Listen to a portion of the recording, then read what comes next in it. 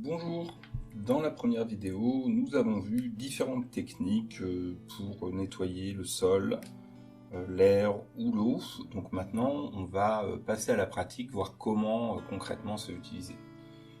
On a pu voir que parfois on nettoyait sur le site, in situ, ou ailleurs, dans des zones plus adaptées, ex situ. Parfois, il n'y a pas besoin de trier la matière, parfois il y a besoin. Ce tri peut se faire par taille, par phase, on peut séparer le liquide du solide, par densité, par polarité électrique, ou encore avec un aimant on peut récupérer des éléments ferreux, enfin voilà, il y a plein de méthodes. Donc on va passer à la pratique avec les récupérateurs d'eau de pluie. Je suis allé sur internet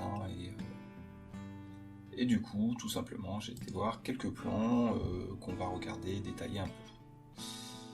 Ici, on voit un récupérateur d'eau de pluie très basique. L'eau tombe sur le toit, descend dans la gouttière, et là, il se passe quelque chose. Alors, qu'est-ce qui se passe? Il y a deux systèmes. Hop. Le premier fait que l'eau tombe avec les feuilles, qu'ici nous avons une grille pour filtrer les feuilles, et que donc la grille est juste là, ce qui fait que mécaniquement, l'eau part ici. Et le surplus part ici, dans le collecteur des eaux pluviales. Là, on a un deuxième système, où du coup, il y a cette espèce de passoire, qu'on appelle une crépine. Donc les feuilles tombent. Il doit certainement y avoir une petite ouverture pour pouvoir récupérer la crépine et la vider une fois de temps en temps. Lorsque l'eau de pluie est récupérée, elle tombe dans ce bac et nous voyons qu'il est légèrement surélevé. Alors c'est assez intéressant parce que d'une part, en étant surélevé, on peut mettre avec sous le robinet des seaux, des arrosoirs, des choses comme ça.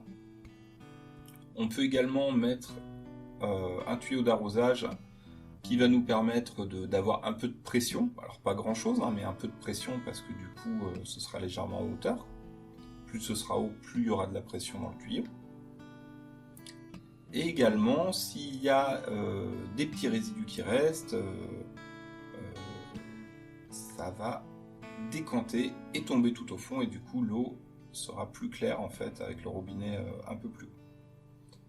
Et ici on a un système avec double bac, donc quand ce bac est plein, ça déborde et ça va dans le deuxième bac et ça remplit le deuxième bac. Parfois le système de crépine se trouve tout en haut, ce qui peut être moins pratique pour la maintenance. On va voir un autre système maintenant, donc un système qui n'est pas juste un simple récupérateur d'eau, mais qui va avoir un usage interne-externe. Donc là on a la crépine tout en haut, donc effectivement plus difficile d'entretien, qui va récupérer les feuilles. Donc là on a l'eau qui tombe, elle arrive dans ce collecteur. Donc là on voit qu'on a un système, tout ce qui va être les petites boues, les petits machins qui vont tomber là-dedans. Certainement peut-être un peu de sable, enfin des petites particules aussi qui peuvent tomber au fond. Ce collecteur se remplit au fur et à mesure. Ici, lorsqu'il est à ce niveau-là, l'eau part dans ce bac. Voilà, donc ici l'eau remonte. Là on voit qu'on a plusieurs éléments, alors ça je pense que c'est un capteur qui définit est-ce qu'il y a de l'eau ou pas dans la cuve. Ça doit être un flotteur qui permet de récupérer de l'eau à ce niveau-là, en hauteur, ce qui fait que l'eau est plus claire, parce que en bas, peut y avoir des petits éléments encore qui décantent. Donc l'eau qui est plus claire est récupérée et va dans la maison.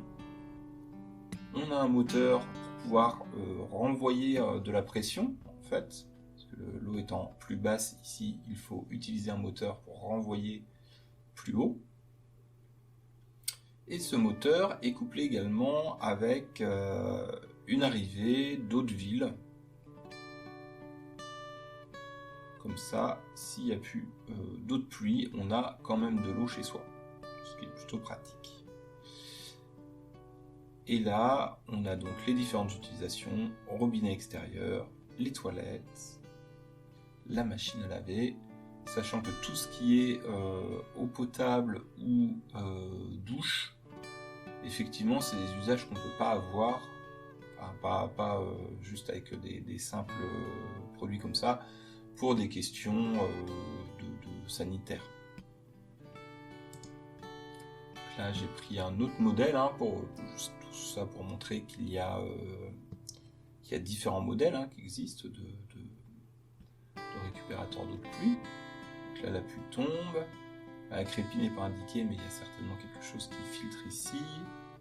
Là, il peut y avoir un deuxième filtre. On voit qu'il n'y a pas le regard et le tri comme les autres. Donc tous les systèmes ne sont pas identiques. Là, on va se retrouver avec la pompe aussi. Et un peu le même usage, l'eau de ville couplée à l'eau de pluie. Et du coup, pour les toilettes, robinet extérieur, robinet non potable et machine à laver. Également tout ce qui va être arrosage extérieur. Là, on voit un tuyau, donc ça c'est un trop plein. Quand l'eau arrive à un niveau qui est trop haut, ça remplit ce tuyau et il peut aller rejoindre le système des eaux pluviales de la ville. D'ailleurs, ici, on n'avait pas de système, en tout cas, il n'était pas indiqué comme ça. On a un tuyau ici, mais qui doit plus être pour la pression d'air. Du coup, plus l'eau monte ici, et plus il y a de la pression d'air, si le socle est vraiment hermétique et fermé. Et donc, du coup, ça doit être pour gérer la pression d'air. Voilà. Donc, la prochaine fois, nous verrons les stations d'épuration